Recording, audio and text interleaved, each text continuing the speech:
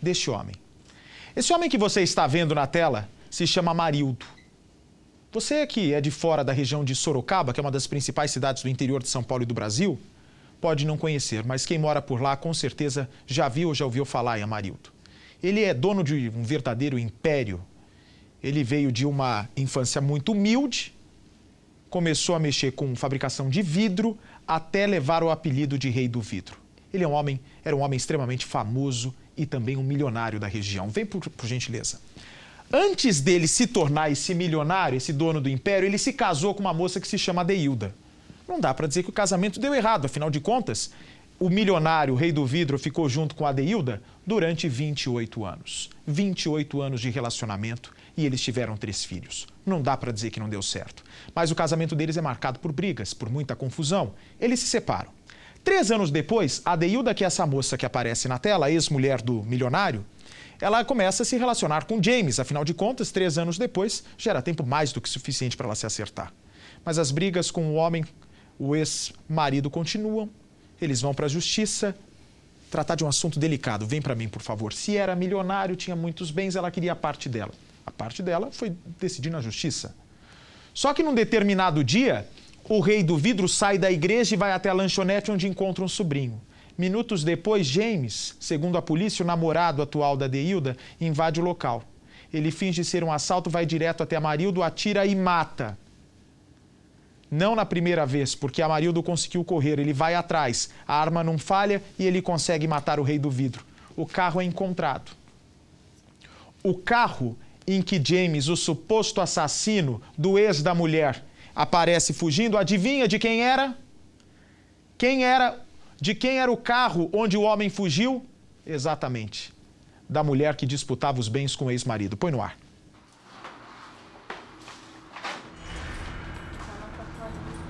O pôster que Jonas pregou na parede é uma tentativa de diminuir a saudade e demonstrar toda a revolta.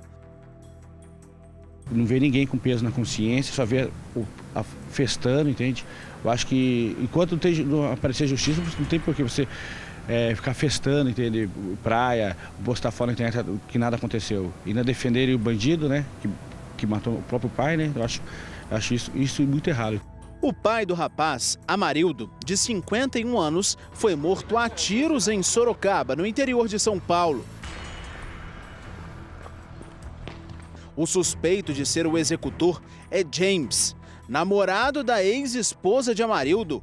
A Adeilda tinha um envolvimento amoroso com James há 8 meses e é investigada no caso. A família de Amarildo aponta como o mandante do assassinato. Foi planejado pelos dois. Pelos dois tem muita gente envolvida, né? Que a justiça tá sabendo. Mas foi planejada a morte dele, sim. Tenho certeza disso. O Amarildo veio com um sobrinho até este estabelecimento em um dia de folga. Aqui funciona um bar e também uma lanchonete. Havia, exatamente neste local, uma mesa. Ele então assentou-se em uma cadeira, ficou aqui bebendo alguma coisa, comendo uns aperitivos e conversando com todo mundo que estava no local, inclusive o dono daqui e também outros clientes. Foi então que, no momento de distração, ele viu que um homem encapuzado entrou, tirou uma arma da cintura, apontou o revólver para ele e atirou. Só que esse disparo falhou, a arma falhou. E foi neste momento que o Amarildo resolveu sair correndo para salvar a própria vida.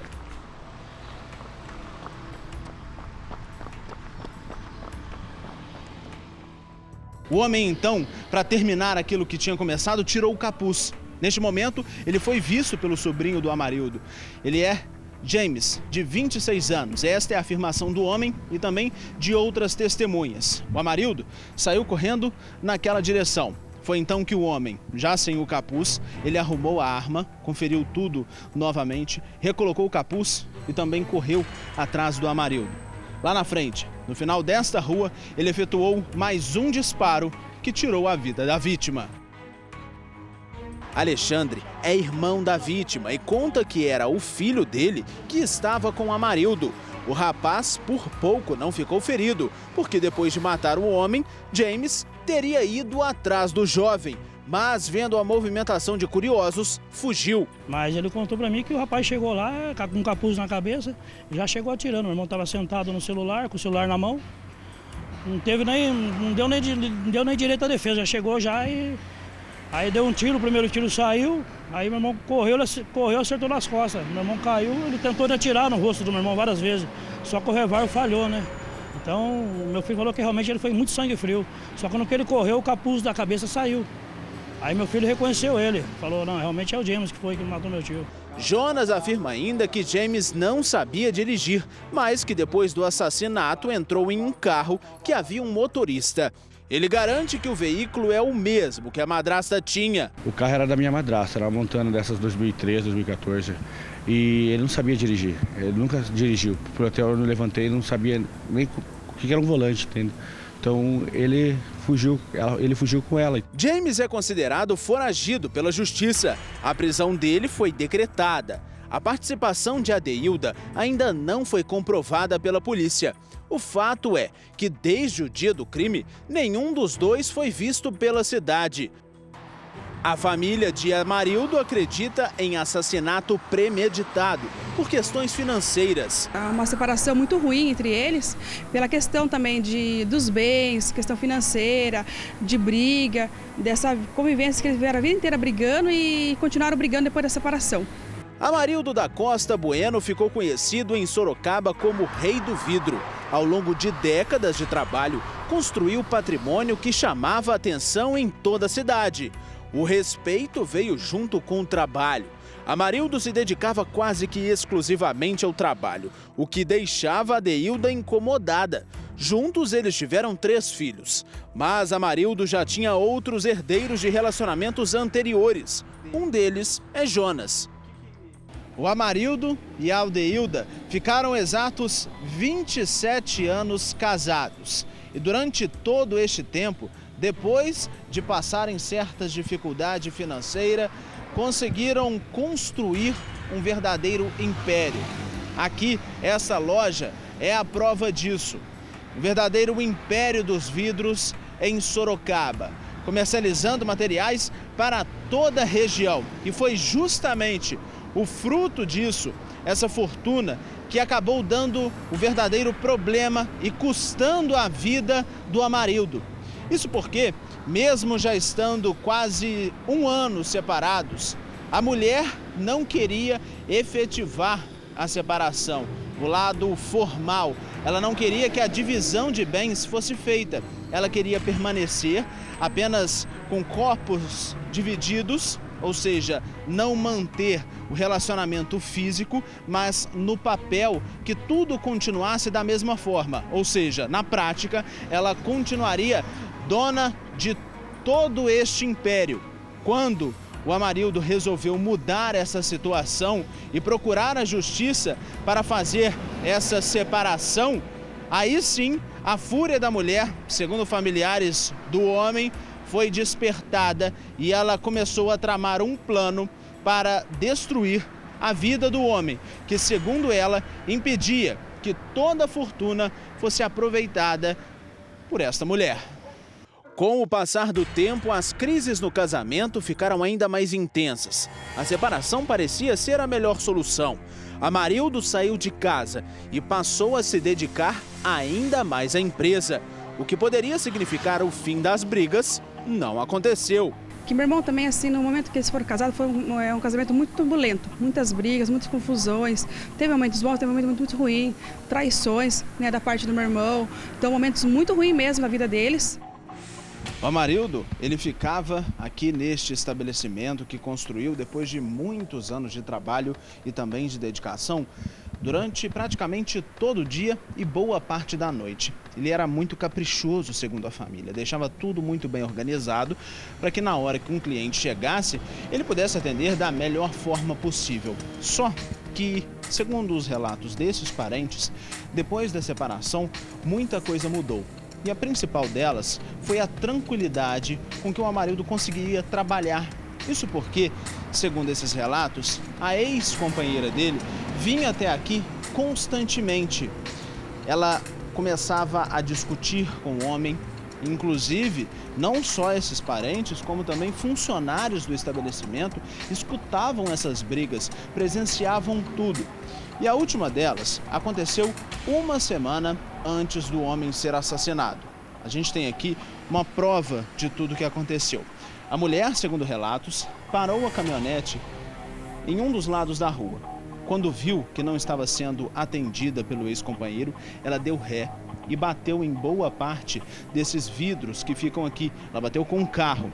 Aqui a gente até consegue ver, olha só, os cacos de vidro que ficaram e foram mantidos, espalhados ao chão.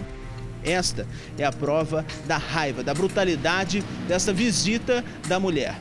Eles, depois que isso aconteceu, ela desceu do carro e eles começaram a discutir. Gritos e muitas agressões verbais também aconteceram. E depois, quando ela já estava saindo do local, indo embora, por mais uma vez, e essa seria a última, ela ameaçou a vida do ex-marido. Ela mandava várias mensagens, falava no celular dele, ameaçando ele, né? Inclusive o celular dele sumiu no dia do fato lá ocorrido, né? E ela vivia ameaçando ele de morte, vivia quebrando a loja dele, dando ré com o carro, quebrando toda a loja. Não dava paz espiritual para ele, não tinha paz. Eles viviam sempre com a vida atormentada, porque ela vivia seguindo ele, atormentando a vida dele. A herança ainda não foi distribuída entre a ex-esposa e os filhos.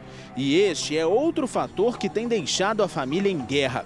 Jonas diz que tem sido ameaçado pelos meio-irmãos, filhos do pai com a madrasta. Ele mostra esta conversa em áudio com um dos irmãos.